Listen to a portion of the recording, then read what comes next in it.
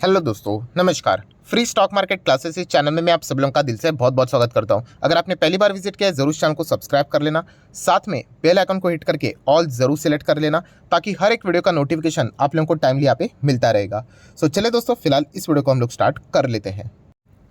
सो दोस्तों, अभी हम लोग आ चुके हैं बिल्कुल हमारे नॉर्मल स्क्रीन के ऊपर एंड दोस्तों इस वीडियो में हम लोग डिटेल में यहाँ पे बात करने वाले हैं एक शेयर के बारे में जिसका नाम है ITC। यस दोस्तों, ITC की अगर हम लोग बात करें तो हर कोई इन्वेस्टर यहाँ पे अगर देखा गया तो इस स्टॉक में पैसा लगाकर यहाँ पे बैठा हुआ है। मतलब छोटा इन्वेस्टर हो या फिर बड़ा इन्वेस्टर हो, मीडियम साइज का इन्वेस्टर हो, बहुत ही छोटा इन्वेस्टर हो या फिर बहुत ही बड़ा इन्वेस्टर, हर प्रकार के इन्वेस्टर ने ITC के शेयर्स में कभी ना कभी तो इन्वेस्ट करके यहाँ पे रखा हुआ है। एंड अगर देखा गया तो ITC स्टॉक वापस हम लोग को फॉर्म में आते हुए देखने को मिल चुका है। फॉर्म में आते हुए देखने को मिल चुका है मतलब अगर आप ITC के शेयर प्राइस को देखोगे तो अभी एक साल का डेटा मैं आपके सामने रख दूं तो कितना रिटर्न नज़र आ रहा है, 53% के रिटर्न्स। एंड ITC आप सभी लोगों को पता है 5 साल का अगर आप डेटा देखोगे तो केवल 28% के रिटर्न ही देखने को मिल रहे हैं। इनफैक्ट ये 28% भी पॉजिटिवली इसीलिए देखने को मिल रहे हैं क्योंकि इस एक साल में गजब की तेज़ी देखने को मिली है, वरना ये माइनस में ही देखने को यहाँ पे मिलता था। तो ITC एक ऐसा स्टॉक है जो कि बहुत सारे लोगों का फेवरेट है। बिजनेस खराब नहीं है, अलग अलग रीजंस है, वही मैं अभी आप लोगों के सामने रखने वाला हूँ। एंड मैक्सिमम चार्ट पैटर्न भी अगर आप देखोगे तो ITC बहुत अच्छा कर रहा था। 2016 के बाद ये वाला जो पीरियड है उसके बाद ITC हम लोग को बहुत ही ज़्यादा स्ट्रगल करते हुए देखने को यहाँ पे मिला है। तो उसके पीछे का रीज़न क्या है वो भी मैं आप लोगों के सामने यहाँ पे रखने वाला हूँ। बट यहाँ पे देखा गया तो ITC में ये जो अभी की तेज़ी देखने को यहाँ पे मिल रही है, जो कमबैक देखने को यहाँ पे मिल रहा है, तो इसके चलते बहुत सारे लोगों के सवाल भी पूछे जाते हैं कि सर अभी क्या ITC 1000 तक यहाँ पे जा सकता है या फिर ITC वापस जो 200 रुपये का उसका जो मीम्स यहाँ पे बनते थे, 200 रुपये का नोट मतलब ही ITC, तो क्या वापस वो 200 रुपये तक आ सकता है? तो इससे रिलेटेड कुछ इंपॉर्टेंट पॉइंट्स बता दीजिए। तो दोस्तों वीडियो की शुरुआत में मैं साफ साफ डिस्क्लेमर देना चाहूँगा कि ये जो सारी बातें हैं वो एजुकेशनल पर्पज़ से रिलेटेड मैं आप लोगों को बता रहा हूँ, सिर्फ वीडियो देखकर कोई भी डिसीजन मत ले लेना। सो दोस्तों यहाँ पे देखा गया तो ITC से रिलेटेड एक बहुत ही बड़ी रिस्क मैं आपके सामने यहाँ पे रखना चाहूँगा। मतलब देखिए, अब बहुत सारे लोग कहेंगे कि सर रिस्क की बात कर रहे हो, कौन सा, वो फॉरेन इन्वेस्टर लगातार माल बेच रहे उनके बारे में बात कर रहे हो? नहीं, FIS की बात यहाँ पे मैं नहीं कर रहा हूँ। वो एक फैक्टर ज़रूर है, वो लगातार बेच रहे थे, अभी वापस कम बैक कर रहे, नहीं, उस चीज़ की मैं बात नहीं कर रहा हूँ। तो फिर कौन सी बात, सरकार यहाँ पे टबैको के ऊपर टैक्स लगाती है उसकी बात करें, वो रिस्क? नहीं, वो रिस्क की भी मैं बात यहाँ पे नहीं कर रहा हूँ। तो फिर और कौन सी रिस्क, वो ESG नॉर्म्स यहाँ पे आते रहते हैं कि एनवायरनमेंट यहाँ पे ठीक चलना चाहिए वरना यहाँ पे कंपनीज के ऊपर एक्शंस होता है, उससे रिलेटेड गाइडलाइंस वाली चीज़ें? नहीं, वो भी है चीज़ बट उससे रिलेटेड भी रिस्क की मैं बात यहाँ पे नहीं कर रहा हूँ। तो कौन सी चीज़ की मैं रिस्क की बात कर रहा हूँ? तो दोस्तों वो है गवर्नमेंट। गवर्नमेंट मतलब सर वो जो कंपनी के ऊपर टैक्स लगता है, जो अभी आप बोल रहे थे उसके बारे में मैंने अभी आप लोगों को बोला कि टैक्स के बारे में यहाँ पे चीज़ में नहीं बोल रहा हूँ।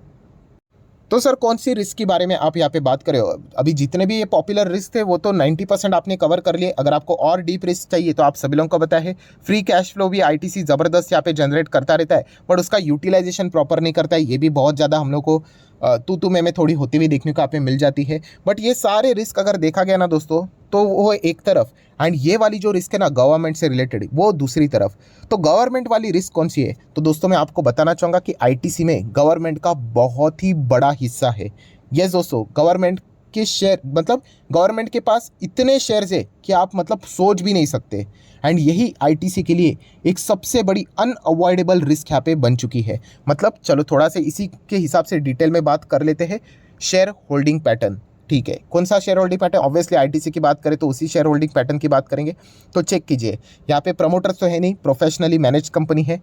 FIS, DIS तो गवर्नमेंट, इनकी बात कर रहे हो? नहीं, इस चीज़ की यहाँ पे मैं बात नहीं कर रहा हूँ। एंड पब्लिक तो यहाँ पे डोमेस्टिक इंस्टीट्यूशनल इन्वेस्टर DII। तो यहाँ पे अगर आप एंटर करोगे, ओपन में कर लेता हूँ, तो आप चेक कर सकते हो कि एक नाम आपको देखने को मिलेगा, specified undertaking of the unit trust of India. अगर आप इसको शॉर्ट फॉर्म में कहना चाहते हो तो उसको सूती के नाम से भी जाना जाता है। कुछ लोगों ने सुना होगा, अगर आप मेरा दूसरा चैनल फॉलो करते हो SMKC, तो वहाँ पे मैंने इससे रिलेटेड बहुत बार ये पॉइंट मेंशन किया है। सूती, सूती मतलब देखा गया ये और कोई नहीं, गवर्नमेंट ही है, ये सरकारी ही है। एंड दोस्तों इस सूती के पास ITC के अभी 7.87 शेयर्स है।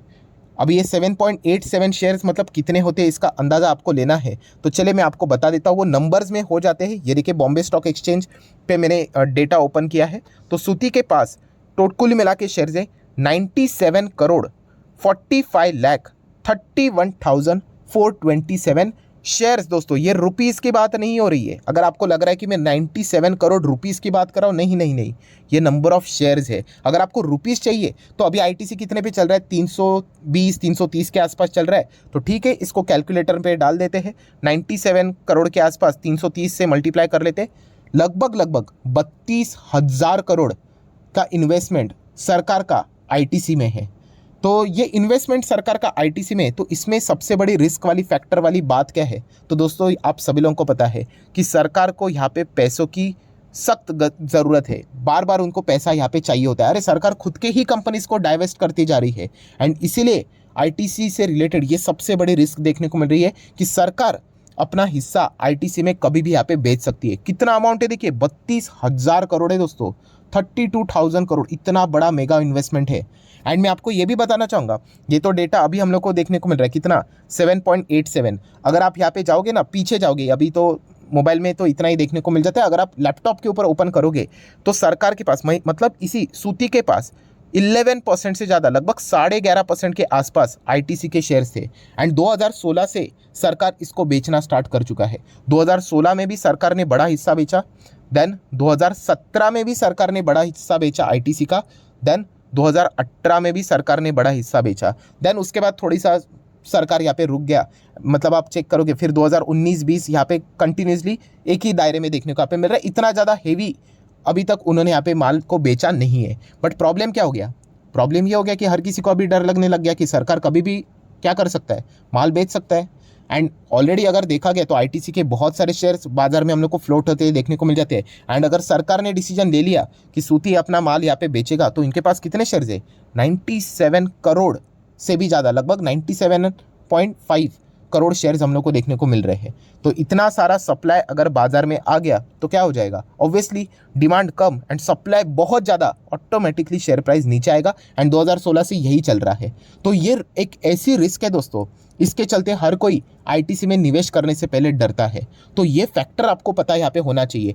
एंड अगर देखा गया तो ये कोई पहला स्टॉक नहीं है। आपको अगर एग्जाम्पल चाहिए तो चलिए मैं आपको एग्जाम्पल दे देता हूँ, एक्सिस बैंक। यस दोस्तों, एक्सिस बैंक की अगर मैं बात करूं, सेम एग्जांपल आपके सामने रखना चाहूँगा सूती का ही। मतलब यस, सूती ने मतलब गवर्नमेंट ने ही एक्सिस बैंक में इन्वेस्ट करके यहाँ पे रखा था। एंड हाल ही में ही सरकार अभी एक्सिस बैंक से कंप्लीट एग्जिट हो चुका है। मतलब सूती के पास जितने शेयर थे उन्होंने लगातार बेचना शुरू किया एंड अभी वो कंप्लीट फ्री हो चुके हैं। अगर आप बीच में यहाँ पे एक्सिस बैंक का चार्ट पैटर्न देखोगे तो एक बहुत ही अच्छी खासी फ्लो देखने को मिल रही। यहाँ पे एक्सिस बैंक के नंबर्स आए थे अभी हाल ही में ही Q2 के, अफलातून शानदार नंबर। एंड वो शानदार नंबर के चलते एक्सिस बैंक में गजब की तेजी आ गई, बिल्कुल नए 52 week high, all time high Axis Bank ने अचीव किया। एंड उसके बाद आप देख रहे हो एक सडनली गिरावट है। ये गिरावट कितने पता है? 8% की गिरावट है। इतने शॉर्ट पीरियड में 8%, जब आपके नंबर इतने शानदार आए, क्यों गिरावट हुई पता है? इसके पीछे की रीज़न है दोस्तों कि यहाँ पे एक्सिस बैंक में जो सूती के पास जो शेयर्स थे वो उन्होंने यहाँ पे OFS के जरिए बेच दिए। अगर आपको डेट देखना है तो चलिए मैं आपको डेट दिखा देता हूँ। ये देखिए, आप चेक कर सकते हो, नवंबर 2010-2011 बिल्कुल यहाँ पे स्टॉक ये नीचे आया था। क्यों नीचे आया था? तो चलिए, एक्सिस बैंक स्टॉक नीचे आया था, इसके पीछे का रीज़न है government to exit Axis Bank with 1.55% stake से एक्सपेक्ट टू गार्नर ₹4,000 करोड़। तो हम लोग यहाँ पे देख सकते हैं, ये पहले एक्सपेक्टेशन से रिलेटेड खबर आई थी। ये खबर कब आई थी? 9 नवंबर को आई थी कि सरकार अपना माल यहाँ पे बेच सकते हैं। एक्सपेक्टेशन था कि 4,000 करोड़ यहाँ पे जुटा सकती है करके। एंड देन नेक्स्ट दिन खबर आ गई, government to sell entire 1.55% stake in Axis Bank via OFS on November 10 and 11।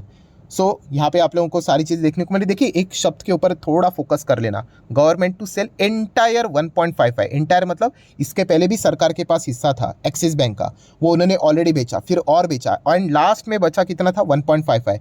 तो सरकार ने डिसीजन ले लिया पूरा ही हम लोग यहाँ पे 1.55 यहाँ पे स्टेक बेचेंगे। एंड एक्सिस बैंक से अभी सरकार मतलब सूती यहाँ पे 100% अभी आउट यहाँ पे हो चुका है। सो ये माल कितने पे बेचा उन्होंने? लगभग 4,000 करोड़। इसके पहले की अगर हम लोग बात करें, देखिए मई मंथ की भी अगर हम लोग बात करें तो गवर्नमेंट ने 1.95% स्टेक सेल किया था।